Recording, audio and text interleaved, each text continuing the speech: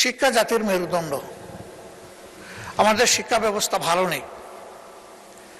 বিভিন্ন ধরনের অনিয়ম অপকর্মের কারণে এটা বিশ্বের মিনিমাম স্ট্যান্ডার্ড আমাদের দেশ মেনটেন করতে পারে না। 18 কোটি মানুষের দেশে এতগুলা পাবলিক বিশ্ববিদ্যালয়, এতগুলা প্রাইভেট বিশ্ববিদ্যালয়, কিন্তু বিশ্ব র্যাঙ্কিংকে গুরুত্বপূর্ণ জায়গায় আমরা এখনো জায়গা করে নিতে পারিনি, বরঞ্চ দিন দিন আমরা পিছিয়ে যাচ্ছি।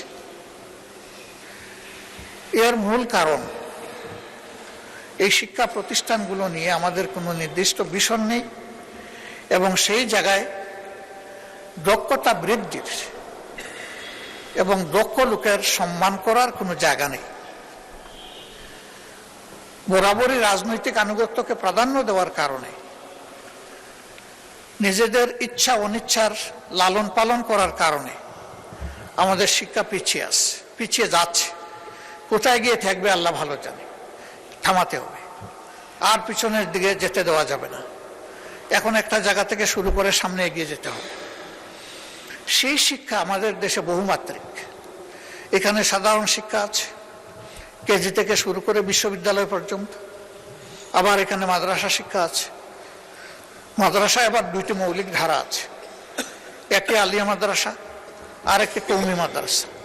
আলিয়া মাদ্রাসা সরকারি কনসিডারেশনে যেটুকুই হোক আছে, কিন্তু বিশাল একটা অংশ কওমি মাদ্রাসা যারা, তাদের কোনো কনসিডারেশন এই বাজেটে নেই।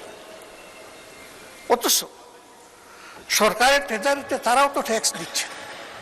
প্রত্যেকটি নাগরিক কিন্তু পরোক্ষ এবং প্রত্যক্ষ কর পরিশোধ করে থাকে, তো তাদের তো হক আছে, তাহলে তারা কেন উপেক্ষিত হবে?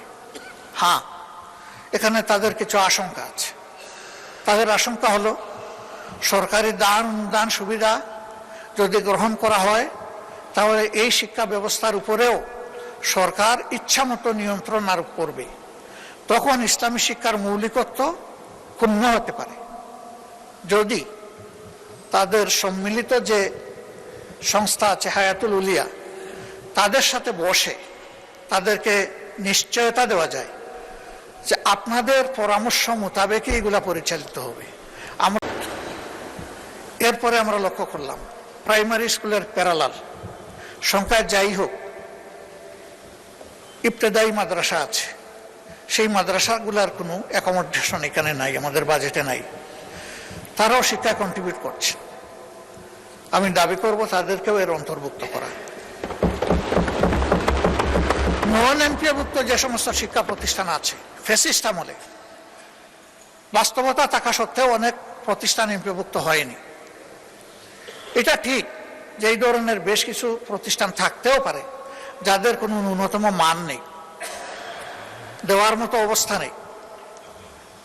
নিরপেক্ষভাবে নির্মোহভাবে মান যাচাই করে, লাইকিং ডিসলাইকিং এর ভিত্তিতে নয়, কোনো এলাকা বা অঞ্চল ভেদে বৈষম্য নয়, একটা কমিটি বা কমিশন করে শিক্ষা মন্ত্রণালয়ের অধীনে যাচাই বাছাই করে যেগুলা এমপিওভুক্ত হওয়া উচিত তাদেরকে আর ঝুলিয়ে না রেখে তাদের উপর আর জুলুম অব্যাহত থাকুক, এটা আমরা চাই না। আমরা চাই যে এটার অবসান হোক, এটার সমাধান হোক।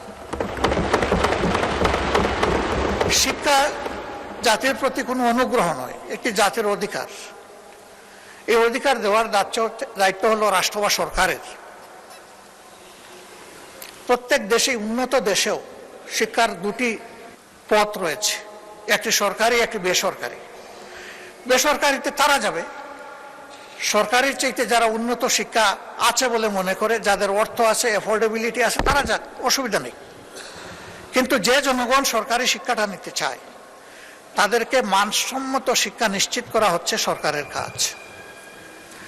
এই ক্ষেত্রে অবশ্যই পুরা শিক্ষাটাই সরকারিকরণ হওয়ার দাবি রাখে।